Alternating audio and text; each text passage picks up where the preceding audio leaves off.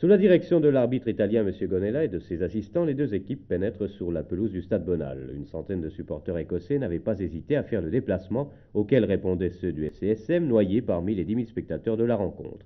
L'ambiance était créée lorsque Sochaux, en maillot clair, à gauche de l'écran, donnait le coup d'envoi. Les Sochaliens devaient absolument attaquer. Ils prenaient donc l'initiative et très rapidement imposaient un rythme soutenu à la partie, sans que celle-ci atteigne toutefois une dimension exceptionnelle. Dès la 3e minute, Posca, bien lancé par Djadaoui, décochait un tir violent, mais Pintna était en position de hors-jeu. Les Écossais s'ingéniaient à préserver leur avantage. Sur le centre de Gutiérrez et la remise de Pferzel, il se dégage ici et Schedler intervient juste devant Gutiérrez auquel il souffle le ballon.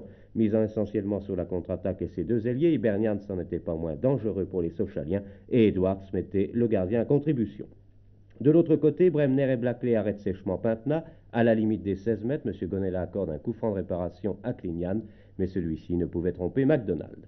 Après le repos, Pferzel plaçait une reprise de volée à côté. Sochaux accélérait la cadence, mais bientôt les Écossais allaient refaire surface. Fife alerte Higgins qui s'est infiltré judicieusement mais ne peut contrôler. Les deux compères étaient rentrés à la mi-temps. Sur centre de la gauche, Bremner place cette tête à côté. Les Sochaliens commençaient sérieusement à s'émousser, c'est pourquoi Paul Barret fera rentrer deux éléments frais, Benoît et Ibanez à la place de Pferzel et Clignan.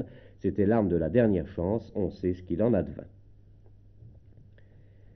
Signalons également qu'à la suite d'un choc entre Brownlee et Céleste, l'arrière écossais restait KO un long moment, tandis que Céleste, coupé au cuir chevelu, devra recevoir des soins sur la touche. À la 74e minute, on va assister à une contre-attaque écossaise. Bremner, qui n'est pas hors jeu ici, obligeait Bats à lui souffler la balle dans les pieds. Chaude alerte pour les Sochaliens, mais c'est Murray qui se montrera l'élément le plus dangereux pour les doubistes en cette fin de match plutôt crispante. Mis à part un pressing assez constant dans le camp écossais, il n'y a rien à mettre au crédit des doubistes et MacDonald, le gardien, n'a pas eu de véritable alerte au cours du match. La seule véritable occasion sochalienne se situant à la 79e minute lorsque sur coup franc, un boulet de canon expédié par Pintna frôlera le poteau droit.